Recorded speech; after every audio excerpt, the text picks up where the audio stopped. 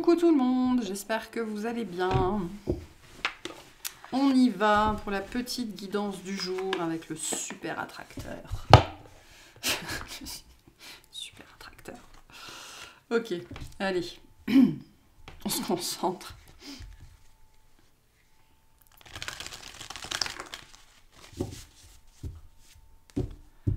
Luciole, va-t'en, tu m'énerves. Allez, allez. Ma chienne est un super harceleur. C'est-à-dire qu'elle, quand elle veut quelque chose, elle s'assied à côté de vous et elle vous regarde, mais elle peut faire ça pendant 40 minutes, il n'y a pas de problème, ça ne la dérange pas. C'est super stressant. C'est super stressant. Ah là là. Allez, qu'est-ce qu'on vous dit aujourd'hui ? Je suis bienveillant et aimant envers les autres tout en posant des barrières claires qui protègent mes émotions positives. Donc on vous parle de frontières aujourd'hui. Richie. De poser des limites. D'accord, on est dans le registre de la limite aujourd'hui, mais c'est pas juste le fait de dire non ici, ça va plus loin avec cette carte-là. On vous dit en fait ici que quand vous ne posez pas des limites, ça a des effets négatifs sur vous. Peut-être, vous n'avez peut-être pas conscience justement d'à quel point ces effets sont négatifs sur vous et justement d'à quel point ils sont présents dans votre vie. Pour certains, on me dit vous êtes fatigué ou vous êtes irritable, il y a des choses qui vous stressent, et par exemple comme moi avec mon chien là, et vous laissez passer des trucs comme ça dans votre vie. C'est-à-dire que vous êtes fatigué, vous êtes irritable, vous ne comprenez pas pourquoi, alors qu'on vous dit mais regarde, dans ta vie tu laisses passer ça, ça, ça, ça et ça. Du coup, c'est pas étonnant que tu ne sois pas content. D'accord ? Il y a quelque chose ici comme ça. On vous invite à faire A plus B ici. C'est-à-dire à voir les relations de cause à effet entre des émotions négatives, mais c'est très lié à l'irritabilité. D'accord ? Très lié à l'irritabilité, à la frustration, à la colère, j'ai l'impression. Et on vous invite à faire A plus B entre ça et justement les limites que vous ne posez pas. Parce que cette frustration que vous éprouvez quand les gens, vos animaux, vos voisins, vos collègues, n'importe quoi, abusent. Abusent, vous demandent sans cesse des choses, ou alors ils ont même arrêté de vous demander, et ils font. Et du coup, vous êtes là, ça vous fatigue, ça vous frustre, et vous n'avez pas fait le lien entre les deux. Voilà. Et en plus, pour certains, on me dit le pompon, c'est que par-dessus, on vous reproche d'être de mauvais poil. Ok ? Il y a quelque chose comme ça ici. Une situation qui s'auto-alimente. Ok ? Et on vous invite à comprendre que si vous voulez sortir de ça, il faut poser des limites. Pour d'autres, le message, ce n'est pas parce que vous dites non à vos conjoints, à vos enfants, à vos animaux, à vos amis, que vous ne les aimez pas. D'accord ? La permissivité n'a rien à voir avec l'amour. Hein. La permissivité, c'est plutôt du manque de respect d'ailleurs, et c'est de l'absence d'amour. Hein. Pour soi et pour les autres, dans le sens où être permissif avec les autres, c'est pas leur faire des cadeaux. Hein. Donc on a quelque chose un petit peu de cet ordre-là aujourd'hui. Ok, alors on va les clarifier, on va voir ce qu'on veut vous dire par rapport à ces situations qui sont toujours particulièrement pénibles et délicates, hein, parce que apprendre à dire non, c'est un apprentissage, hein. C'est pas évident, ça se fait pas comme ça du jour au lendemain. Il faut vraiment déconstruire derrière la peur de ne pas être aimé, la peur d'être rejeté, etc., etc.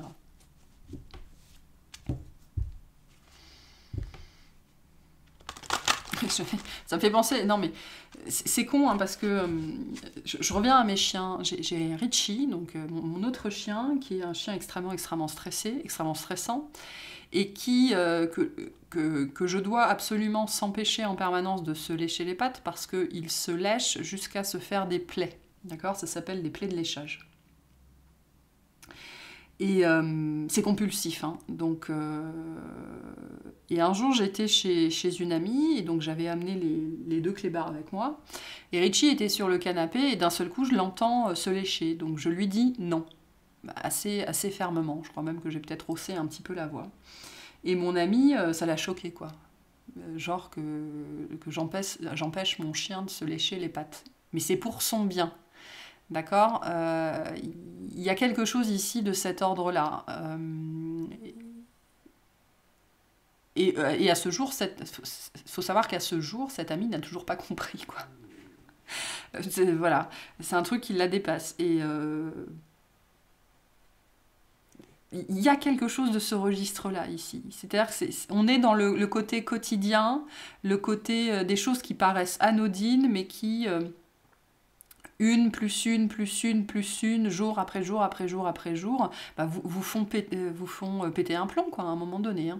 Donc on est là-dedans ici, hein. Il faut savoir poser des limites avant le pétage de durite.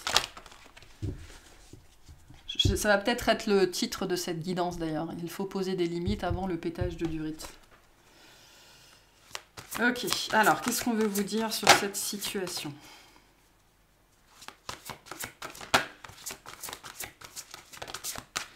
Alors, on a l'attaque, avec les adversaires sont désignés. Donc, moi, je pense que vous savez très bien de qui je parle, de quoi je parle. Pour certains, vous avez peur d'être mal vu. J'ai l'impression qu'il y a ça ici. Vous avez peur d'être mal vu, de plus être invité ou d'être blacklisté. J'ai l'impression que ça a à voir plutôt avec le côté amical ou relationnel que vraiment purement lié aux enfants, à la famille, aux animaux. Alors ça sera différent pour chacun, mais c'est une question de perception ici, de l'image qu'on va donner de soi, si on est trop tranchant, si on n'est pas arrangeant, etc., etc.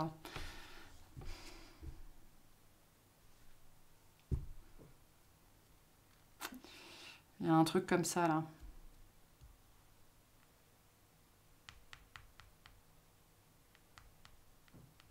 Pour certains, on me dit, vous avez peur qu'on se ligue contre vous à cause de ça, ou alors on s'est déjà lié contre vous à cause de ça, c'est-à-dire que vous avez posé des limites très claires.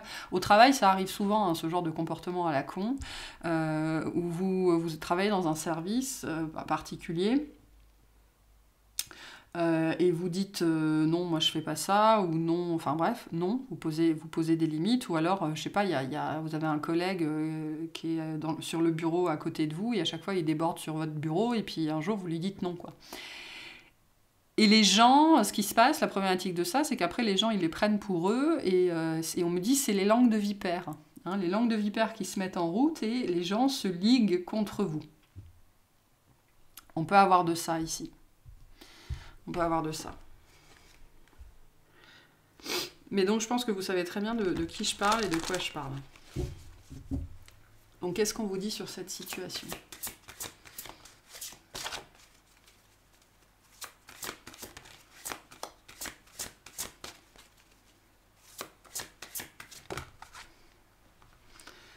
Alors, on a la noyade et la rencontre. Ouais, il y a un relationnel ici qui est devenu... j'ai le mot compulsif. Bon. Et qui vous bouffe, j'ai l'impression. Voire qui est devenu angoissant. D'accord ? Il y a quelque chose qui est à l'œuvre dans votre vie, en fait.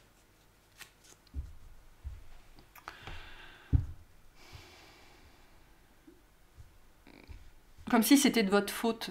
Je pense qu'il y a quelque chose qui ne fonctionne pas dans votre vie ou qui a arrêté de fonctionner, enfin bref, je ne sais pas trop. Et c'est vous qu'on pointe du doigt. C'est vous le fautif, la fautive. Il y a un truc comme ça ici. C'est comme si l'adversaire c'était vous, vous avez été désigné. Il peut y avoir des énergies de harcèlement ici, hein.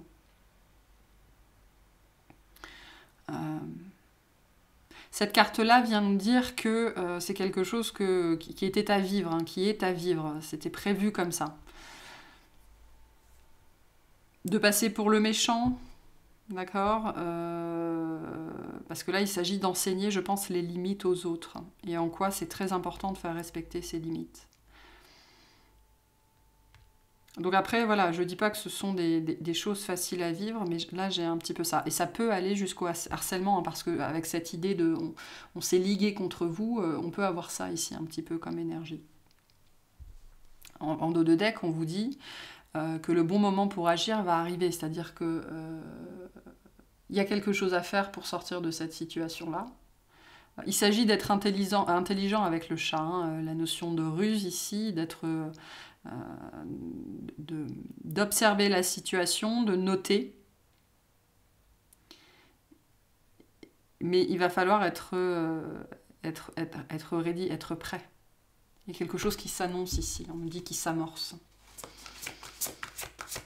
On me dit le tarot. D'accord.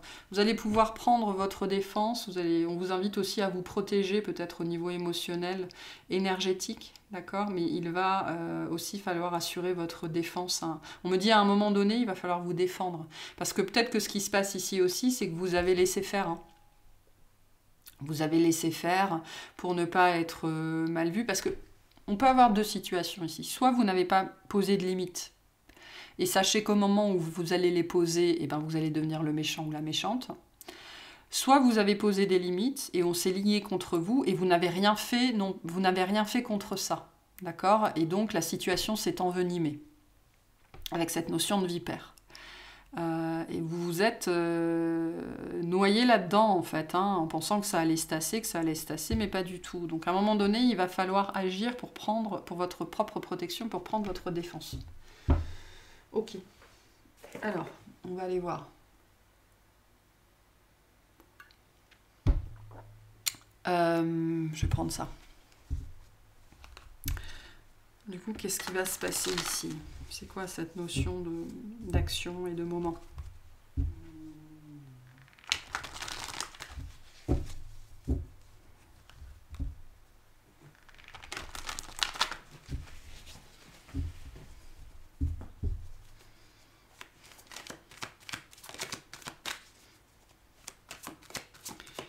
Qu'est-ce qu'on vous dit sur cette situation? Alors, on a le roi de denier et le roi d'épée. Donc ça peut vraiment être dans le travail ici. Hein. Parce qu'on a quand même pour moi, c'est les N+1 ici, hein, ou les N+2. Pour moi, le roi d'épée représente le RH, le DRH.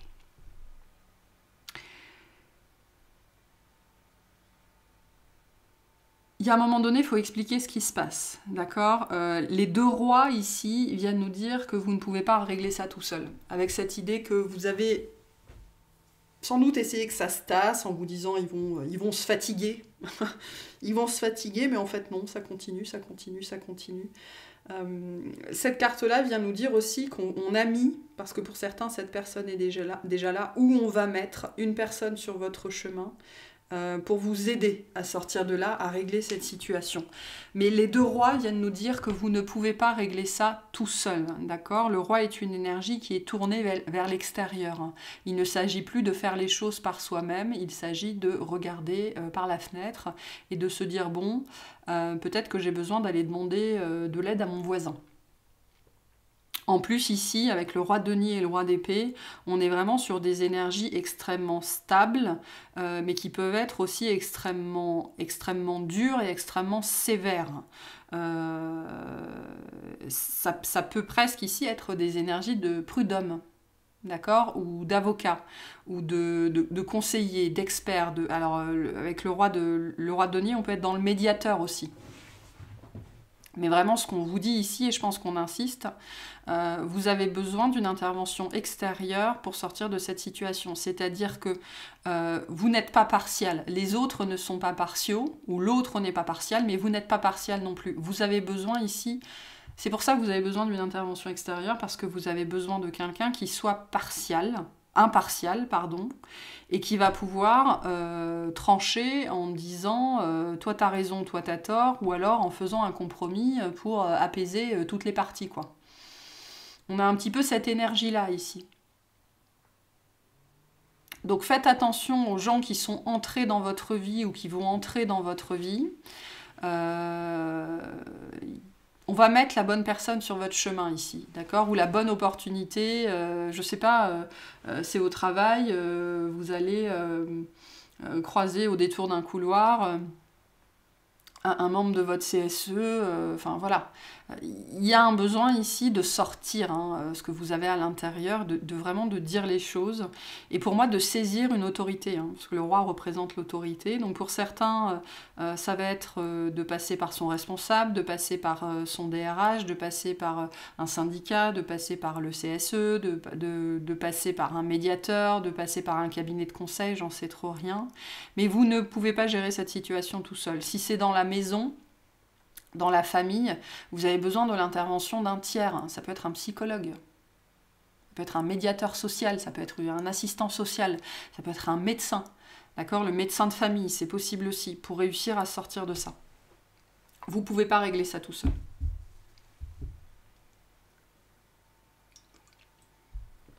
C'est pour ça qu'on vous disait, à un moment donné, il faut prendre votre défense. Donc il faut mettre les choses en place par vous-même, pour vous défendre. Vous avez besoin de protection ici, j'ai l'impression.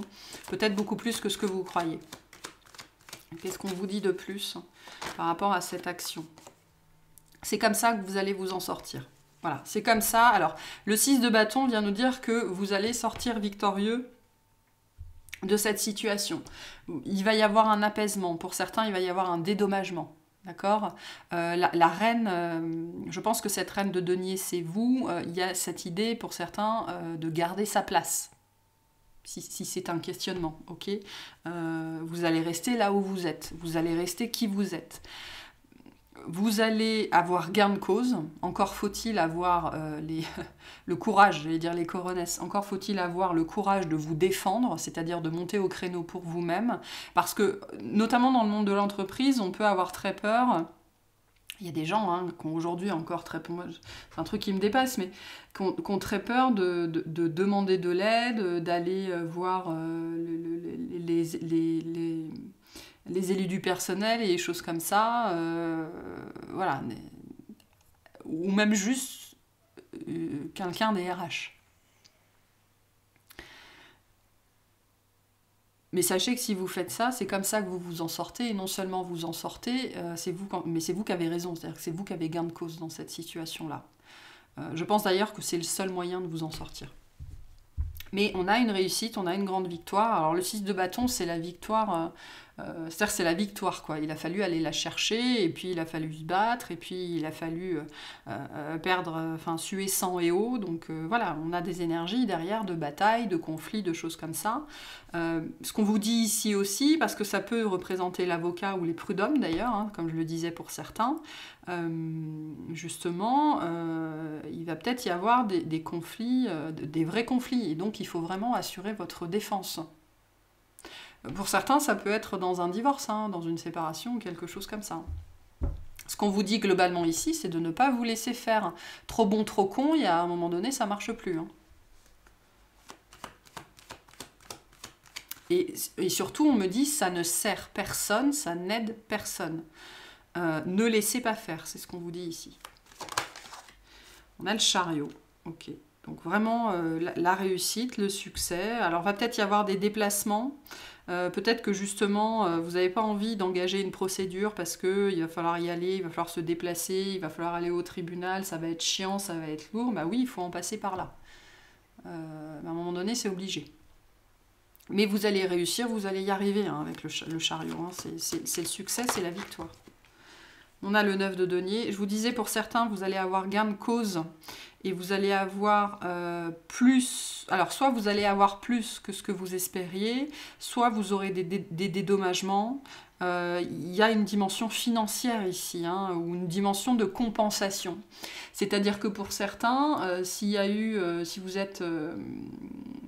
vous subissez du harcèlement au travail, il y a l'idée de faire un geste derrière pour compenser, ou ça peut être des excuses aussi tout simplement, mais là j'ai quelque chose qui est très très positif, d'accord.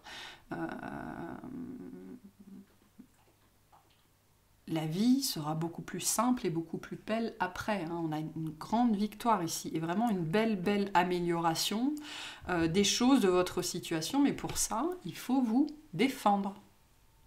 faut arrêter de laisser faire. Et avec le 9 de denier, on vous dit, vous aurez ce que vous voulez, et même plus.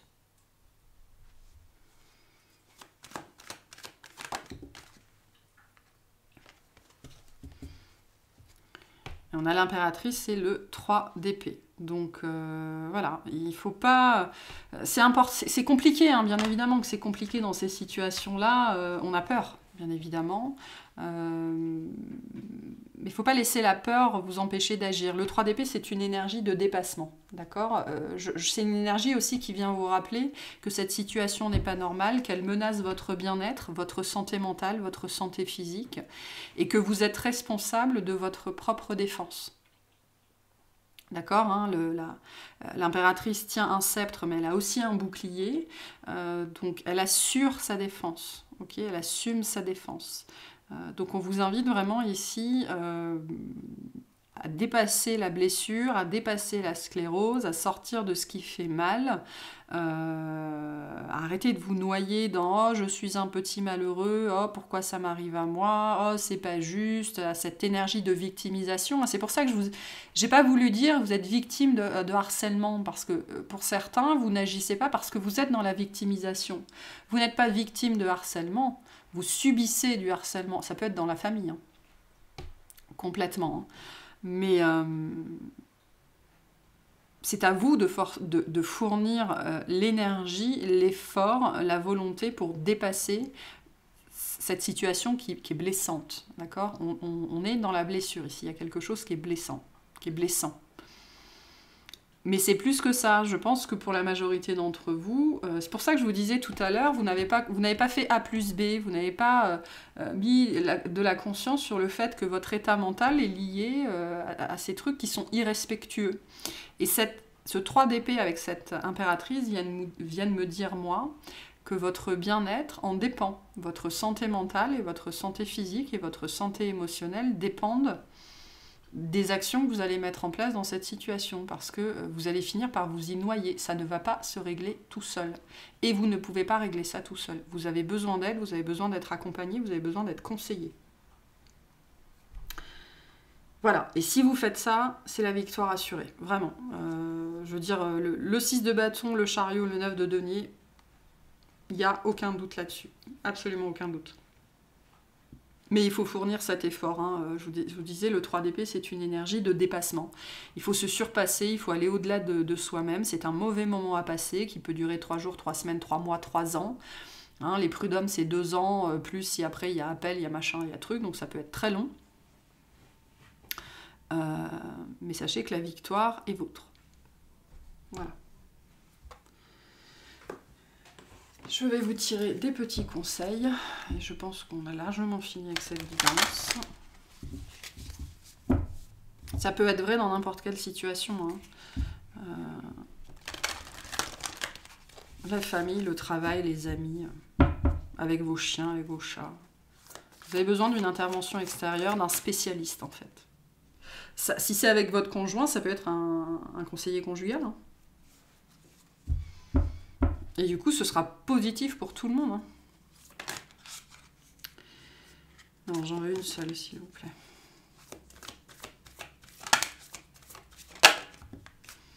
Montez au créneau et guidez les autres. Donc, prenez votre défense, hein, montrez l'exemple. C'est ce qu'on vous dit ici. Posez vos limites, c'est très important. Dites stop.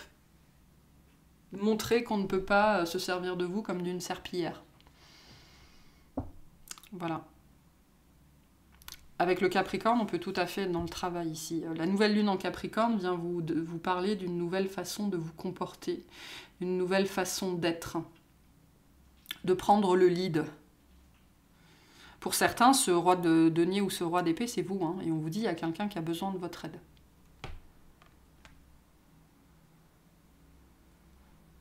Il y a une situation qui n'est pas normale ici, voilà, on a largement, ça fait longtemps qu'on a dépassé le seuil de l'acceptable, le seuil de la normalité, ok ? On n'est plus dans quelque chose de normal ici. On n'est plus dans l'amour vache, hein, on n'est plus dans qui aime bien châtie bien, on n'est plus dans les petits petite blague potache entre collègues, pas du tout, on a largement dépassé ce niveau-là. Donc, défendez-vous. Voilà, défendez-vous. Parce qu'il y a sans doute d'autres personnes qui pâtissent de cette situation-là, en fait. Peut-être que justement, en faisant ça, vous allez inspirer d'autres personnes à faire pareil. Pour certains, vous vous demandez s'il faut prendre cette position-là, hein, de conseiller, d'expert, de défenseur, on vous dit oui. C'est pas pour rien si l'idée vous est venue dans une situation particulière. Voilà pour cette guidance. J'espère que ça vous aura plu, que ça vous aura parlé et je vous souhaite une excellente journée.